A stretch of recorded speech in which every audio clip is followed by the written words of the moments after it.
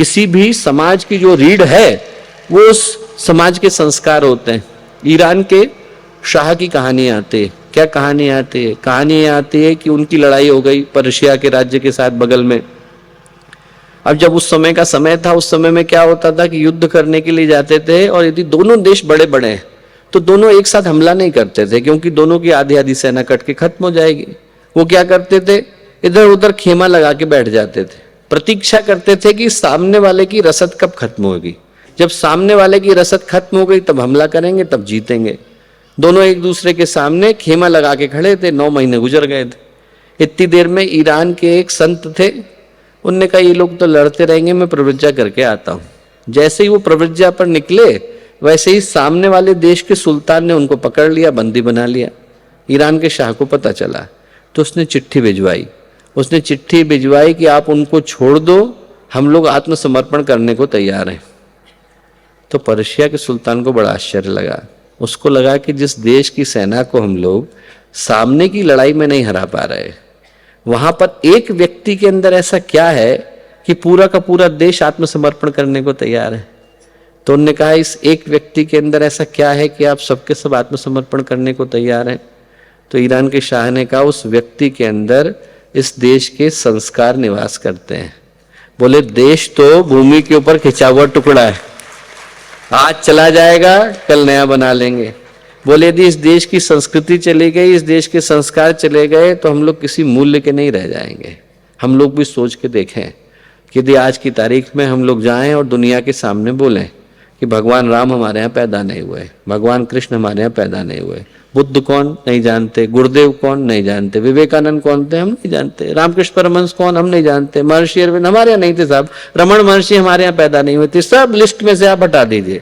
और फिर आप लोगों से जाकर के बोलिए कि अब आप हमको जगत गुरु बोलते हैं, बोलेंगे आप हमारे लिए अर्जेंटीना की तरह से भूमि पर खिंचा हुआ टुकड़ा है, जगत गुरु नहीं। जगत गुरु आप उनके कारण हैं जिन ऋषि मुनियों ने आकर के इस भूमि को सींचा है और अपने रक्त से पोषित किया है। हम लोगों का जो आधार रहा है वो भारत और भारतीय संस्कृति रही। आज की जो पुकार है वो इसी चीज की पुकार है कि भारतीय संस्कृति को बल देने वाले व्यक्तित्वों को आगे आने की आवश्यकता है। जो आज के समय का अंधकार है वो ऐसे ही लोगों के परिश्रम से, ऐसे ही लोगों के बनाने से दूर हो सकता है जो अंदर से अपने आप को बनाने का साहस रखते हो। पहलवान के पास आप चीथड़े भी पकड़ा दो तो अच्छा ही लगता है। यदि व्यक्ति के पास व्यक्तित्व है, वो निर्धन भी होगा तो सुशोभित ही होएगा, उसके पास पैसा नहीं भी होगा तो भी वो कबीर कहलाएगा, रैदास कहलाएगा। नहीं तो यदि आप पैसे वाले के हाथ में ले जाकर के दे दो, उसके पास यदि अधर्म है तो उसका नाम रावण हो जाता है और दुशासन हो जाता है।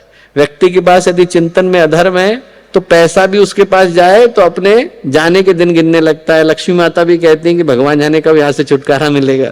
और यदि निर्धन के पास धर्म है तो उसके पास आकर के, कबीर के पास आकर, तुकाराम के पास आकर, एकनाथ के पास आकर, इनके पास आकर के वो जो 2 रुपए में है वो भी अपने आप को गौरवान्वित महसूस करते हैं कि कम से कम हम ऋषि के घर में तो आकर के बैठे।